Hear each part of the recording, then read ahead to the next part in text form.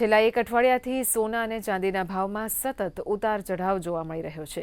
ચાંદીનો ભાવ આજે ફરીથી 8,000 જેટલો વધીને 2,45,000 ઉપર પહોંચ્યો છે, તો 10 ગ્રામ સોનાનો ભાવ 900 રૂપિયાના વધારા સાથે 1,36,000ને પાર થયો છે.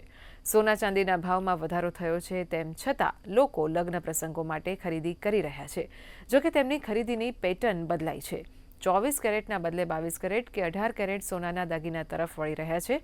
સોની વેપારીઓનું કહેવું છે કે સોના ચાંદીના ભાવ વૈશ્વિક પરિસ્થિતિઓને કારણે વધઘટ થઈ રહ્યા છે અને તેમની દ્રષ્ટિએ હવે તેમનો વેપાર પણ 50% ઘટી ગયો છે.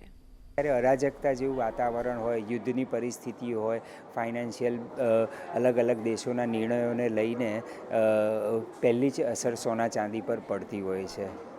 અને આ અસરને લઈને અત્યારે હિન્દુસ્તાન, આપણા ભારત વર્ષના માર્કેટમાં એની અસર લોકો આ ભાવે પણ ખરીદી રહ્યા છે, આ ભાવને પણ અપનાવી રહ્યા છે, લોંગ ટર્મ સારું જોઈ રહ્યા છે. ત્યારે NRI કસ્ટમર્સ પણ ખાસા આવી રહ્યા છે, પણ એ લોકોનું બાઇંગ હવે બહુ લિમિટમાં રહ્યું છે. Gold is basically one of the safest investment, એટલે પ્રાઇસીસ વધે છે ધીમે ધીમે, પણ પેશન્સ જરૂરી છે કે તમે પેશન્સ રાખીને ઇન્વેસ્ટ કરો તો હજુ આના પ્રાઇસીસ તો વધે જ છે.